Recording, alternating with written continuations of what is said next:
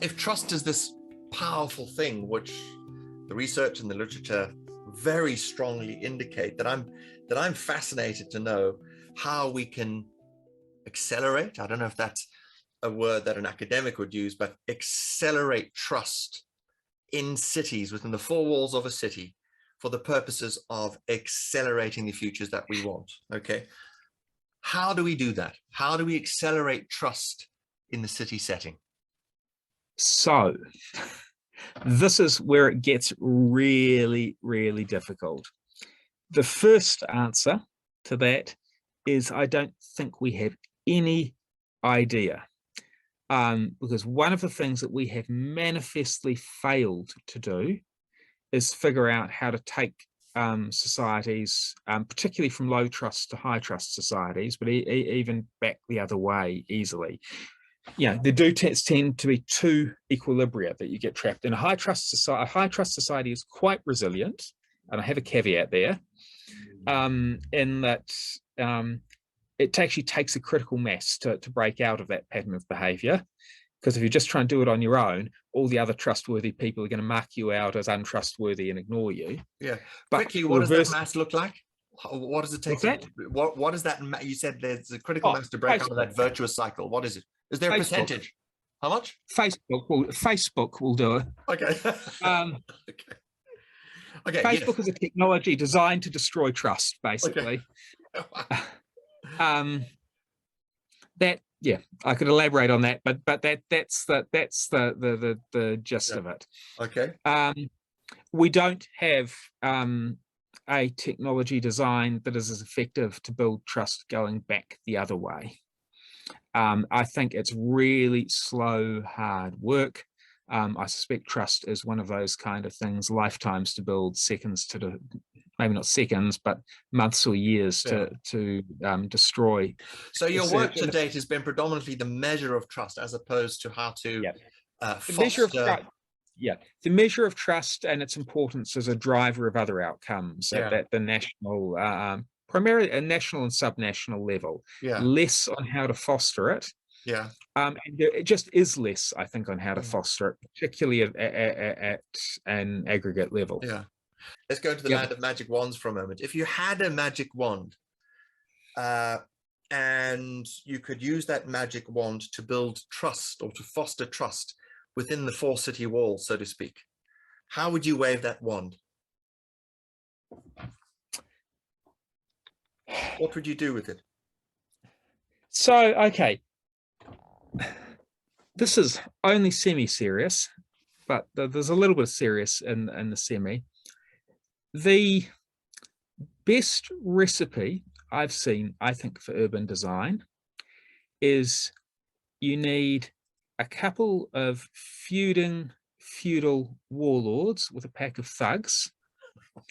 You leave them next to your city for 3 or 4 centuries, so your city is forced to literally build walls around and defend itself, and then organically evolve an internal layout for 3 or 4 centuries.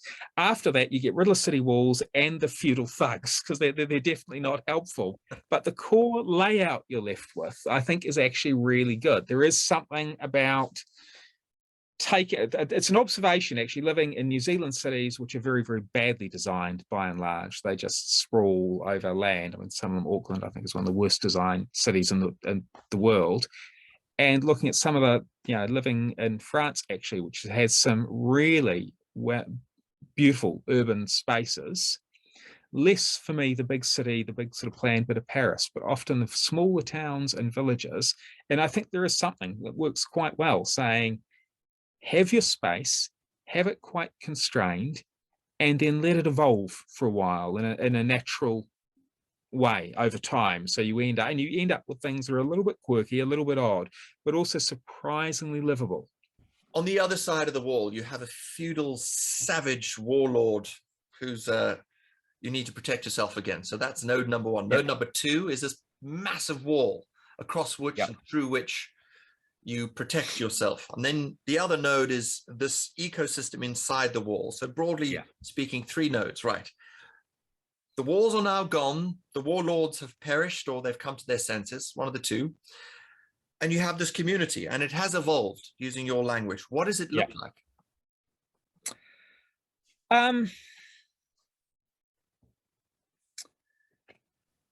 So walkable,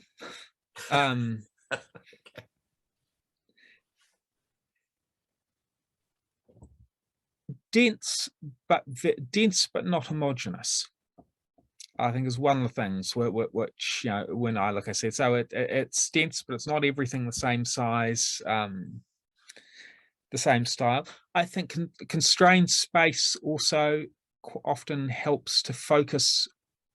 So when you have infinite space, you're tempted to show status in your house, because we are a creature that seeks status through size, which takes very little imagination, and you don't think some horrible examples of McMansions. When you're stuck with constrained space, you look for other ways to show status. So you get buildings that are just more visually attractive, right? And which the other thing, actually, this is something I have no, you push me to areas I've no evidence for.